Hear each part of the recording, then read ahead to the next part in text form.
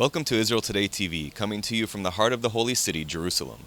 My name is Ryan Jones, a writer and editor here at Israel Today, a publication owned and operated by Israeli believers that aims to provide the context that so many other news agencies leave out.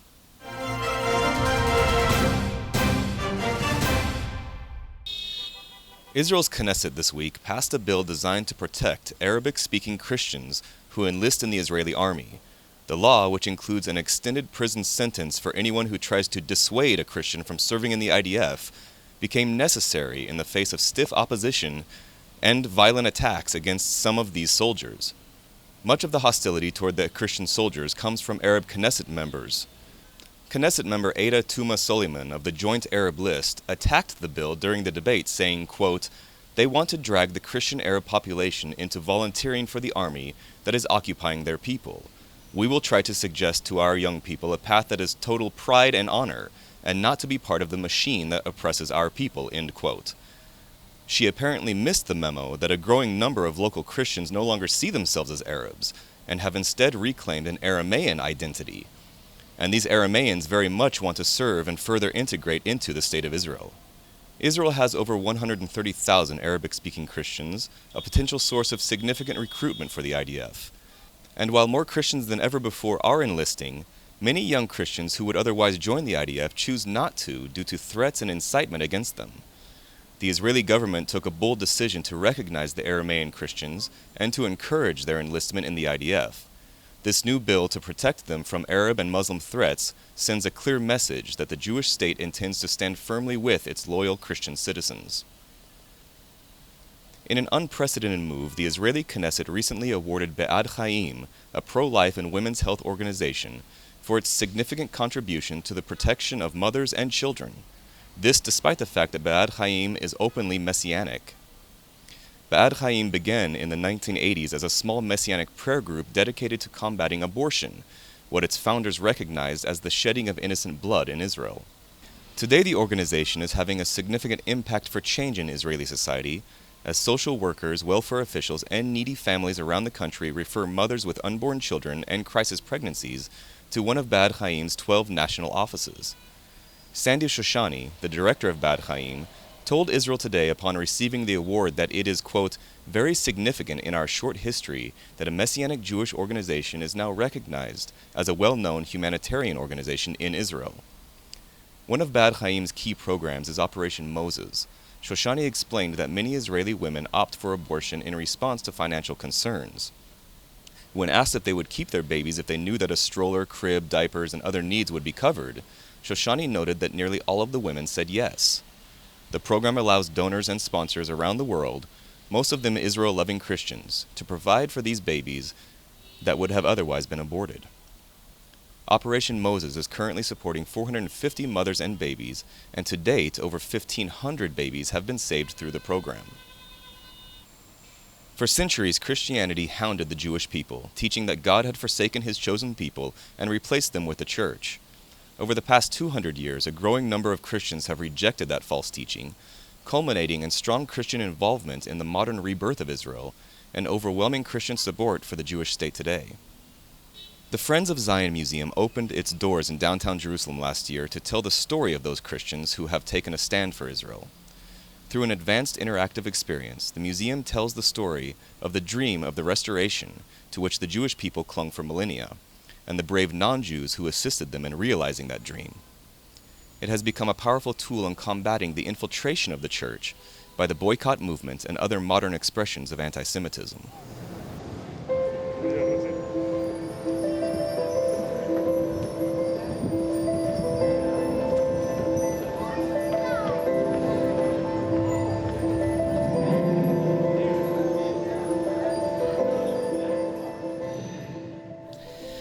The museum was founded based on a book by Dr. Mike Evans called The History of Christian Zionism.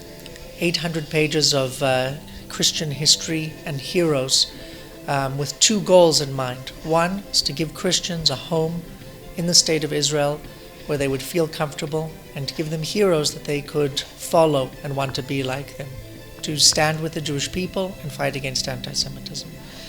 For the Jewish people, it's to show us that we're not alone, And in the world right now, it's to show us that there are many, many people who support us and are with us in our battle for world opinion and support. Well, tens of millions of dollars were invested in the creation of the museum. It took about 4 or 5 years to build physically. The content and the technology that you see here took about 2 years to install into the museum. The book was written many years ago, and the vision for creating the museum is tens of years in the making. Welcome to the Friends of Zion Museum. This is a brand new state-of-the-art museum that is here to talk about the concept of righteous among nations and expand it to almost 200 years before the creation of the State of Israel. We are standing now in the beginning of the tour. This building is a historic building. It is the Rivlin House. Of course, we're located on Rivlin Street. This is the house of our current president, President Rivlin. It is a historic building, one of the first to be built outside of the old city walls. The first part of the tour are these booths right behind me over here. These booths are state-of-the-art photo booths. Every person is going to actually have their picture taken and appear inside the museum today. So follow me.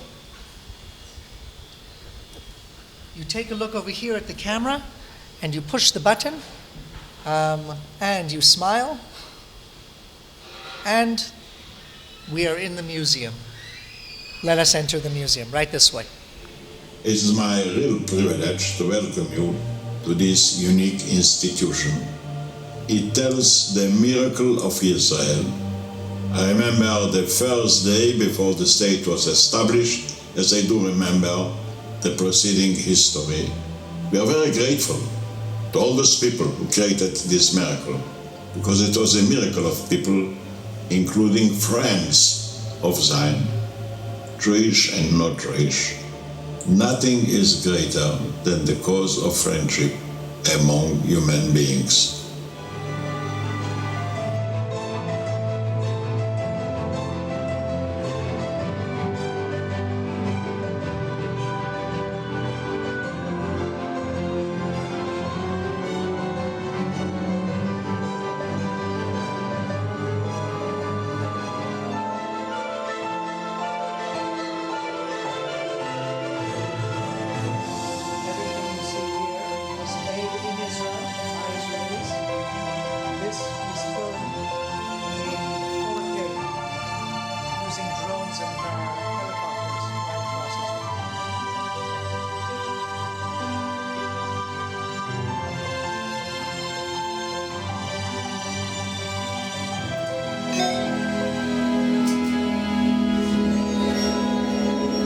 This is our very own time elevator.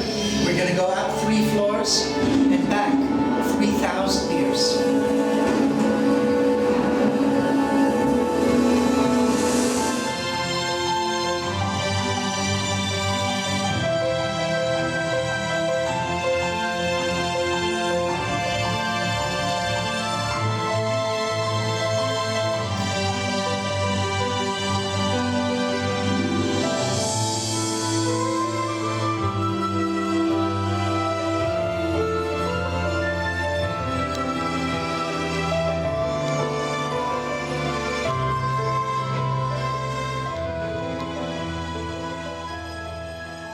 We've had about 70,000 visitors come through the museum.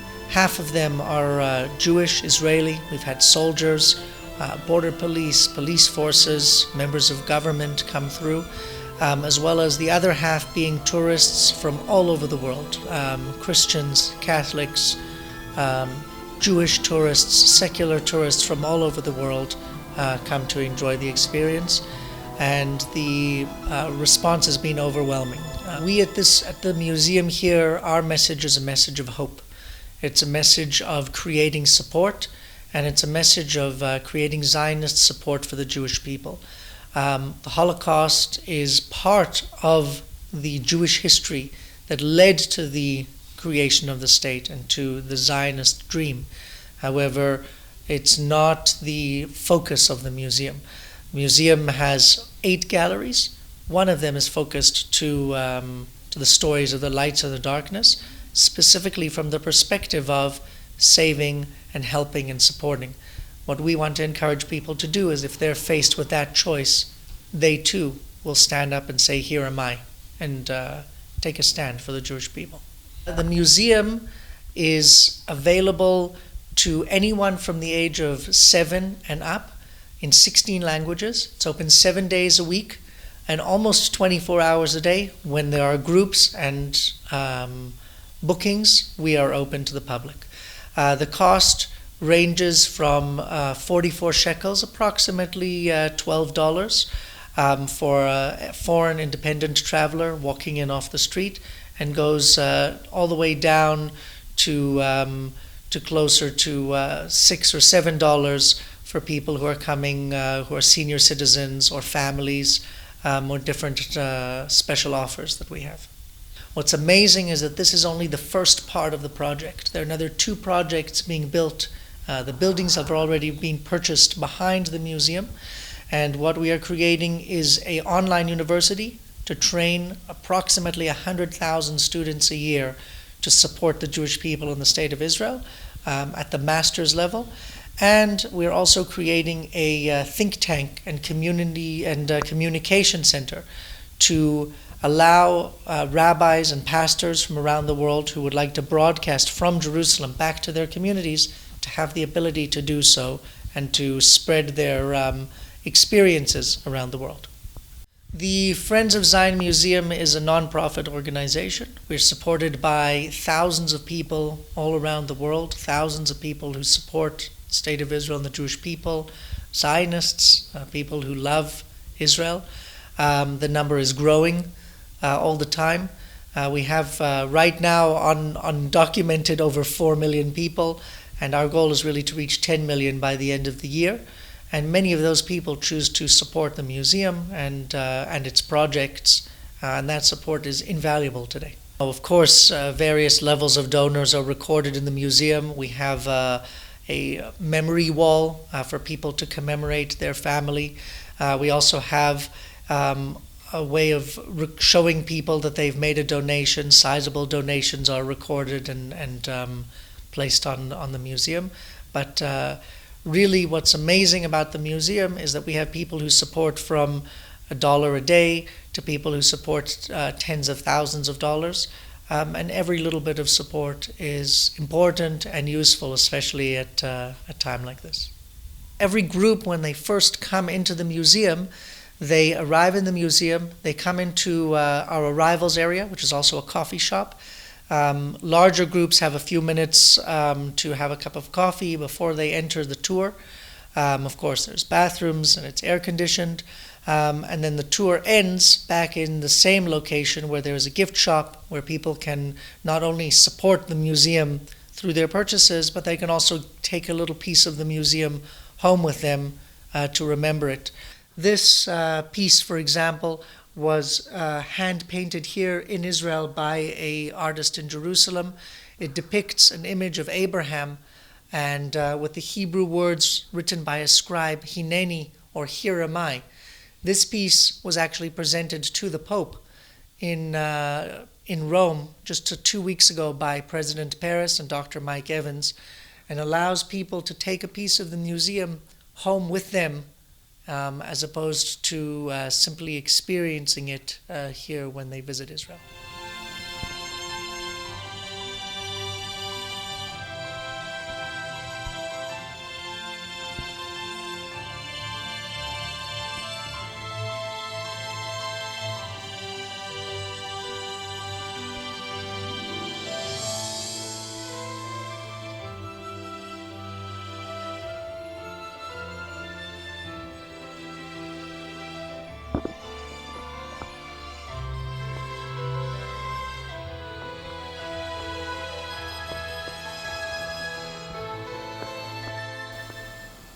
Akim Jerusalem has for more than half a century been laboring on behalf of those with mental disabilities. The aim of the organization is to enable everybody, regardless of their handicaps, to experience as much of life as possible. And for more than 20 years, volunteers from around the world have been helping Akim and those that it helps achieve that goal. Akim Jerusalem was formed by a German couple called Avram and Mali Spiegel. They were both doctors, and their third son, Gavriel, was born with an intellectual disability. They came to live in Israel, then called Palestine, in the 30s, and when they looked around, they didn't particularly like what they saw. They saw that people with special needs were sent to institutions well away from the city, 200, 300, 400 people in an institution with very little staff. And they said, that's not what we want for Gavriel. We want and feel that he has the right to live in the community, to be with other people. He doesn't have to be sent away. He should be able to extend himself as far as humanly possible to fulfill his potential. And they started off Akim. Akim was originally for children of kindergarten age and then school age. And then in the late 80s, the Israeli government passed a law saying that every child, regardless of his needs, is entitled to free education. And Akim then moved out of special education schools and kindergartens and moved into housing opportunities. Today, Akim Jerusalem has 3 hostels and 17 apartments here in Jerusalem for people with special needs. Those living in the hostels tend to be lower functioning. Those living in the apartments are higher functioning, but everybody goes out to work, and in the afternoon they go to all sorts of different leisure time activities. And the building we're sitting in now, Bet Rachel Strauss, was a building that belonged to us for many years and has now recently undergone a complete renovation, and our residents come here in the afternoon to use it for arts and crafts, for a special gym fitted for them, for music room, all sorts of different activities. One of the most amazing programs is the Foreign Volunteer Program. We have been running it now for more than 20 years, and people from all over the world come from anything from 3 months until 2 years. We say not less than 3 months because it takes time to get to know the language and to get to know the people, and people would not get much out of the experience if they came for less. And 2 years is the maximum by Israeli law that they're allowed to stay. At the moment we have a number who've come from Germany, but we also have from South America, even from Central America and from Mexico. We've had from Holland, Kenya, Denmark, you name the country, we've most probably had a volunteer who's come from there in the past. Yes, I did my civil service 6 years ago. And now I came back just for a month and a half to volunteer again to see how my guys are doing and how everything changed. Well, I see especially that my guys, like they've grown up a bit, they're a bit more settled down, I would say. And Israel is quite the same as I found it 6 years ago. I just followed the news all the time, and like always from Europe it seems to be everything is a catastrophe, but now I'm here back again. Everything is like 6 years ago. It's quite a different picture. So I think it was good to have a gap year after school, like to have a general idea of what I would like to do. It was not specific medicine, but that I would like to work with people, and that was basically the idea of this year. And now that I came back, it's more about like the medical aspect of people with disabilities and the way to integrate and to improve their life. I think I already told some people, like from my Ulpan or from people I know, that if they will ever come to Israel to volunteer, that Akim is a really nice place. And I think if I ever want to stay here longer again, then I will definitely come back, because it's such a nice place. The people are so nice, and it's not like we're working hard 10 hours a day. It's not like this. It's like a really relaxed job with lots of fun and nice people, and it's a really great opportunity to be here. I'm currently in an Ulpan, like 5 days a week and 4 hours a day. It's really exhausting, but the work, it's not that hard, so I have a lot of energy left that I can do the Ulpan, and it's really helping me a lot, also in the work and in the everyday life. They help our residents with everyday activities, helping them tidy their rooms, help set the table for meals, take them to the leisure time activities, go for a walk with them, sit and play dominoes, all sorts of different things. And they help with the children at the extended school day program, playing games with them, one-on-one teaching of skills. Volunteers do so much more than even our staff can do because they have time and patience and a great love for our clients, and we deeply appreciate everything that they do for us. If we had enough beds, I could take double the amount of volunteers. People are always wanting to come to volunteer with us, but we only have room for 13 at any one time. And we even have volunteers who come back time after time.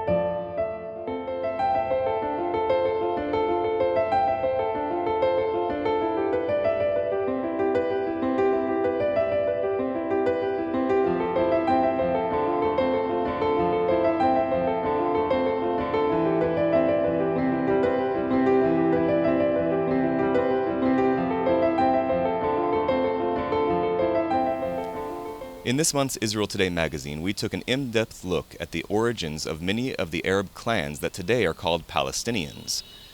Even Palestinian government officials have acknowledged that most local Arab families are not indigenous to this land, and we had no problem finding average Palestinians who affirmed that. In one well-known village, a Palestinian explained to us that while his clan originated in Saudi Arabia, the other dominant clan had originally come from Greece, meaning that their background was in fact not Arab at all. The full story and many more like it appear in the July 2016 issue of Israel Today magazine. You can visit our website below to subscribe and to sign up for our daily free news updates. That's it for this week from the Israel Today offices in Jerusalem. Be sure to check back next week for a new update.